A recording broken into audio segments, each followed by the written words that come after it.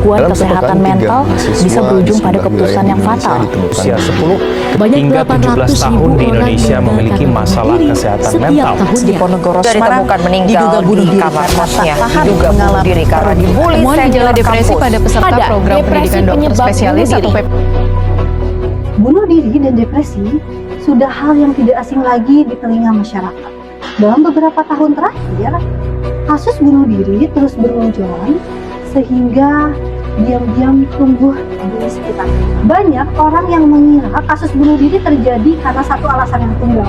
Padahal kenyataannya jauh lebih kompleks. Entah itu karena tekanan ekonomi, konflik keluarga, atau lingkungan yang malah tidak sehat. Depresi bukan sebuah kelemahan. Ia adalah kesehatan yang nyata yang bisa dialami oleh siapa saja dari usia dan status sosial juga latar belakang yang berbeda. Lalu, apa sebenarnya yang menjadi pemicu depresi ini? Ada 3 faktor yang paling sering ditemui. Yang pertama yaitu bullying, baik secara verbal, fisik, maupun di media sosial. Lalu yang kedua, stres berkepanjangan akibat tuntutan hidup yang terus menekan. Lalu yang ketiga yaitu overthinking, pikiran berlebihan yang membuat seseorang terjebak di dalam rasa bersalah, takut, dan juga tidak dihargai. Data dan angka saja tidak cukup untuk memahami ini semua. Untuk benar-benar mengetahui, kita perlu mendengar langsung dari mereka yang pernah berada di titik terendah. Mari kita dengarkan sudut pandang para penderita depresi melalui wawancara yang membuka mata tentang rasa lelah tak terlihat, tentang senyum menutup luka, dan juga tentang keinginan mereka yang sederhana, yaitu dimengerti.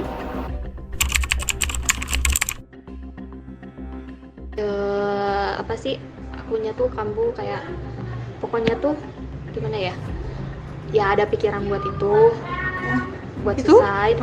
Terus kayak takut juga gitu, kayak ya gak tahu gitu mau ngapain gitu.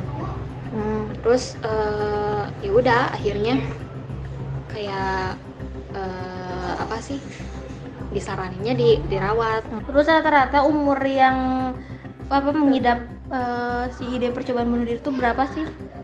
Paling muda yang pertama kali aku temuin itu SD kelas 4. Rata-rata tuh anak SMA. Atau enggak waktu itu tuh terakhir tuh anak kuliah semester akhir. Penanganannya gimana buat yang kayak gitu? Penanganannya kan dia tuh kan biasanya awal, jadi sebenarnya resiko bunuh dirinya tuh kan biasanya dari diagnosa awalnya dulu, kecuali kalau misalnya kan rata-rata tuh kata aku juga dari halusinasi atau enggak dari itu dulu misalnya dari depresi, tapi biasanya rata-rata dari halusinasi.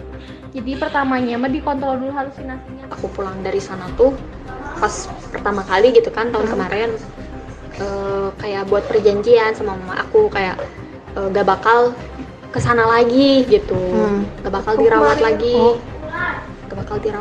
tapi kan karena kemarin tuh aku tuh kambuh terus sampai pingsan, dibawa ke IGD.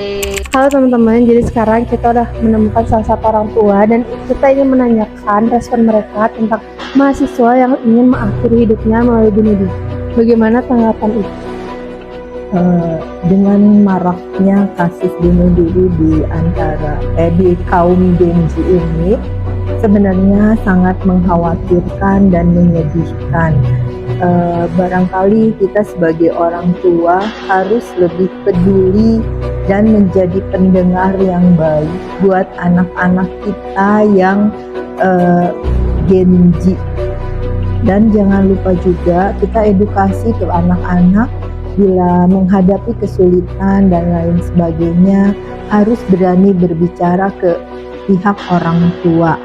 Nah, kalaupun ini terjadi di lingkungan sekitar kita, ada baiknya kita menganjurkan supaya dia bisa berkonsultasi ke ahlinya kayak psikolog atau bila perlu ke psikiater supaya mereka dapat solusi yang terbaik, bukan untuk mengakhiri hidup. Assalamualaikum warahmatullahi wabarakatuh.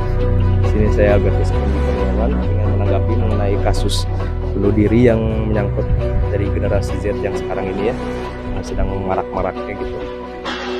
Yang saya lihat itu kasusnya itu kebanyakan karena mereka itu kurang peduli akan diri sendiri gitu. Mereka itu terlalu tertutup sehingga tidak mau menceritakan hal-halnya ke orang lain atau tidak peduli dengan lingkungan sekitar, sehingga mereka itu memilih jalan pintas untuk mengakhiri dirinya.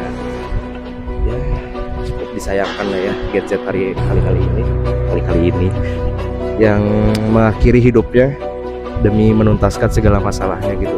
Menurut saya sih seharusnya Gen Z itu lebih terbuka kepada orang lain atau milih lingkungan hidup yang lebih baik gitu ya, supaya dia tuh tidak memendam perasaannya, lebih terbuka, apalagi ke orang tua. Lebih baik bercerita ke orang tua sih, biar lebih terbuka, terus lebih jelas juga apa yang sedang dimasalahkan gitu.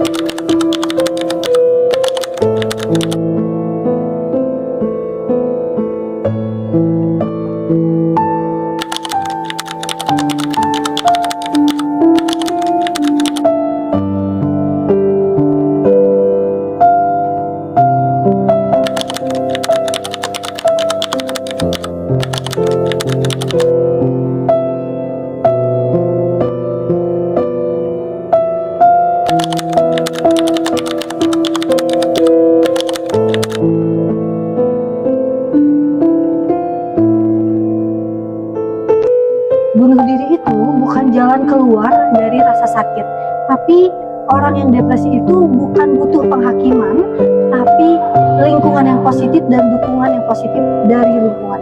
Jika kamu mengalami depresi, apalagi ada niatan untuk bunuh diri, ingat bahwa kamu tidak sendirian. Meminta bantuan bukan tanda yang lemah, tapi tanda kamu berani.